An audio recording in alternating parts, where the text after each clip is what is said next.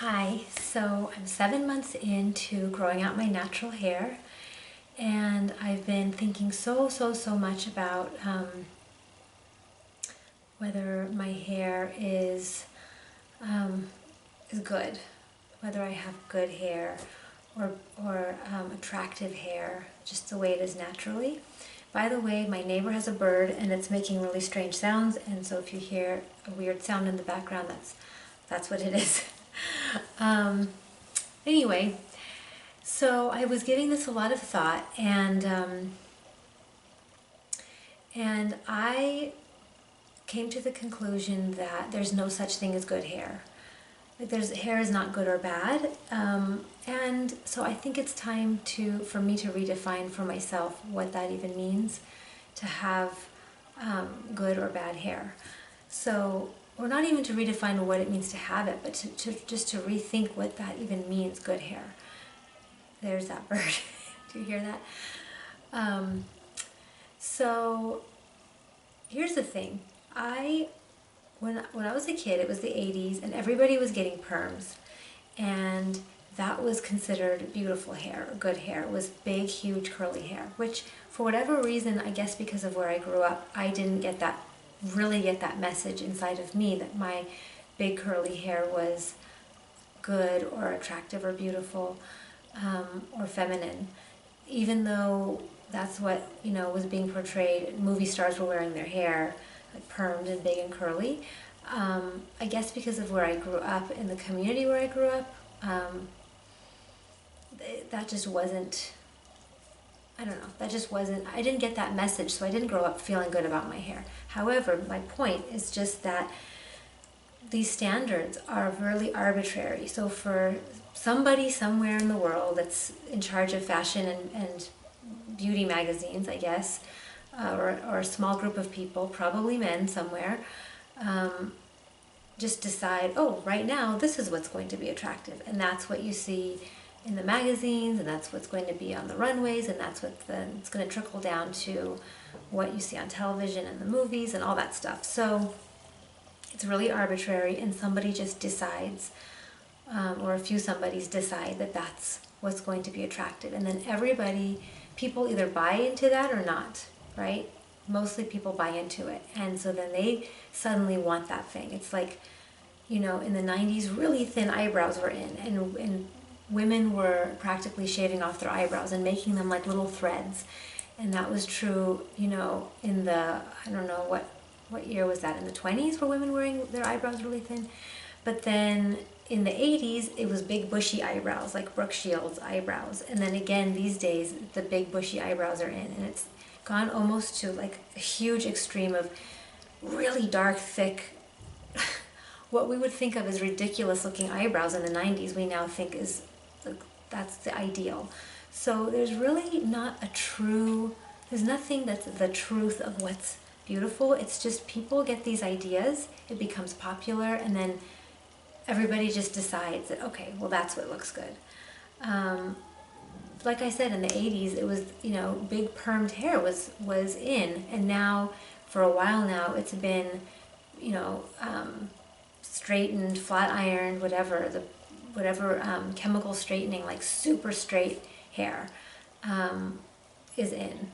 And so, could it change again? And will it? Probably.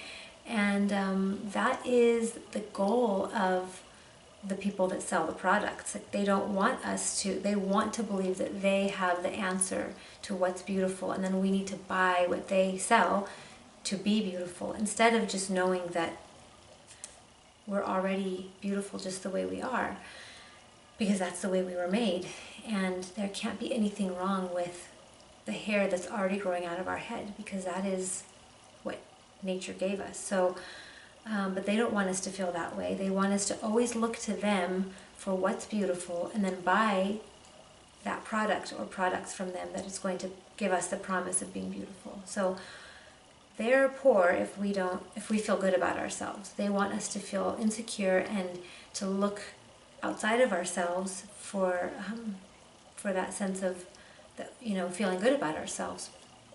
so that we can put money in their pockets. But I know all of this mentally, and still I struggle so much. I struggle. When I look in the mirror, some days I feel good about my hair, and other days I just feel disgusted with myself, with my hair. And I just thought, is that because there's actually something, is my hair even changing that much from day to day? Probably not. Yes, curly hair is inconsistent, but it's not that inconsistent.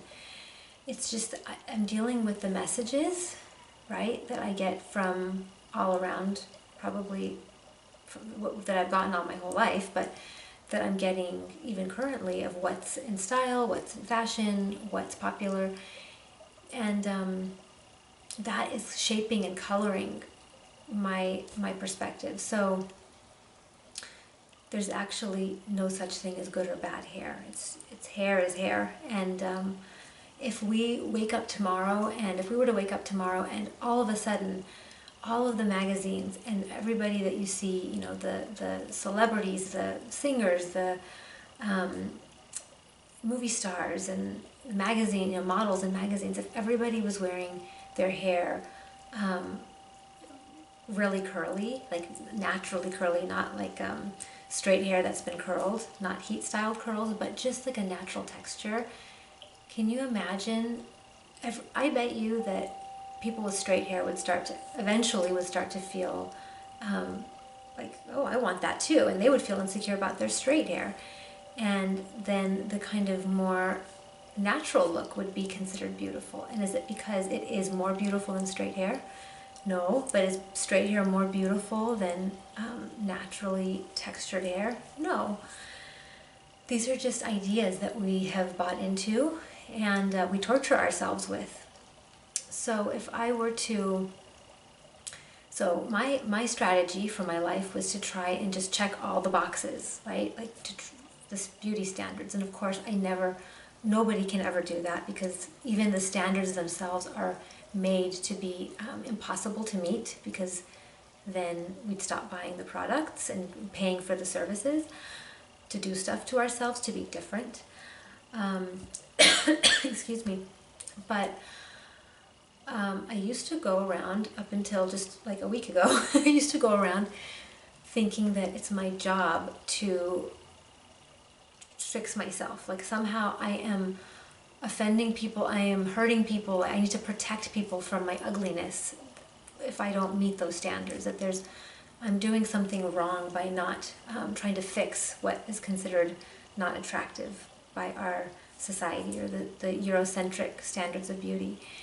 And then it occurred to me like a week ago or so that instead of trying to constantly do that, try to achieve something that's impossible and to just feel bad about myself the whole time, to feel like crap, that maybe the solution is to just accept judgment, to just know that there are going to be a lot of people that buy into those, you know, what the companies are selling to make people think that they have to change themselves, that there are people that are going to buy into that, and there will be people out there that judge me and think my hair's unattractive, or that I should do something about it. But then there are going to be people that don't feel that way, that have a healthier perspective, and so to just accept the people that are going to judge me. It's like, okay, so I've been scared my whole life of being judged in many different ways, not just on my appearance, but in more complex ways. But for the sake of this video, I'll just talk about the appearance aspect. I felt very disturbed by it and scared of it, and felt like I had to do stuff to myself to avoid that judgment and that shame. Really, it comes down to feeling ashamed of what I look like. And instead of doing that, yeah, I think I would rather just deal with the feelings that come up if I perceive that I'm being judged negatively. Because I think I have more power over that. I definitely have more power over that. I don't have the power to meet all of those standards.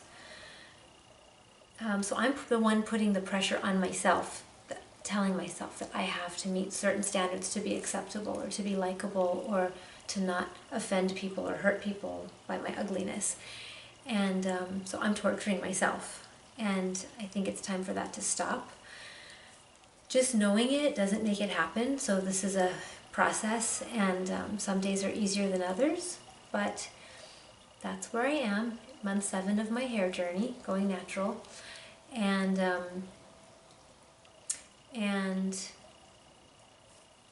I'd love to know your thoughts. Thank you for listening. I'll see you next time.